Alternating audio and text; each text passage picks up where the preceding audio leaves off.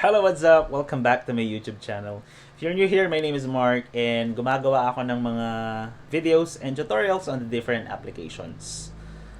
For today's video, we'll be talking about this SIM card. It is the NEAP 379 communication package. So as promised, gagawa tayo ng tutorial kung paano i-activate at i-register ang ating SIM card. So disclaimer, this SIM card is not mine.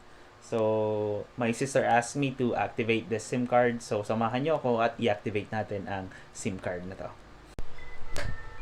So, ito yung SIM card na bigay ng DepEd at ng NEAP. So, unbox na natin. We're going to open it.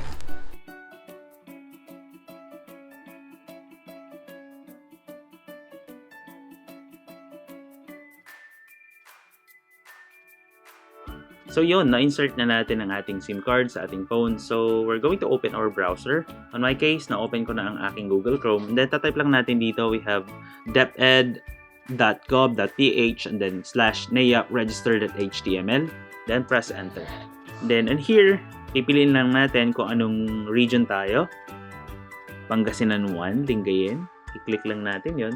Then we have the following. And una, pipindutin natin. So, I fully understand, agree, aforementioned terms. Just click on yes and then click next. Then we have you accessed this form? NEAP register? Yes. Doon tayo nang galing kanina. Then just click on next.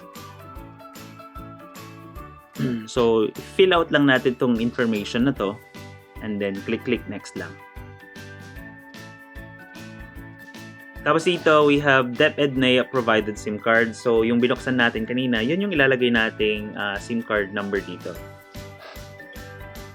You can see it doon sa maliit na card or doon sa kanyang package. May mobile number na naka-indicate doon. So, either of the two will do.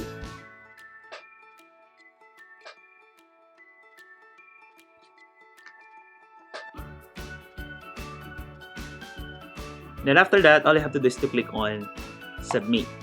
Ayun. So sabi dito, thank you for registering your details. Please activate the SIM card by texting !1515 to 214. Due to the volume of new accounts, please expect an email from the Professional Development Information System within 30 days upon registration. Rest assured that your registration is already with us. Okay? So, in case magkaroon tayo ng problem na hindi tayo naka-receive ng notification from our email, it is very clear naman dito na once we submit our registration, ayun, natanggap naman ng NEAP. Ayun, susundan lang natin to activate our SIM card. All you have to do is to text !1515 and then send it to 214.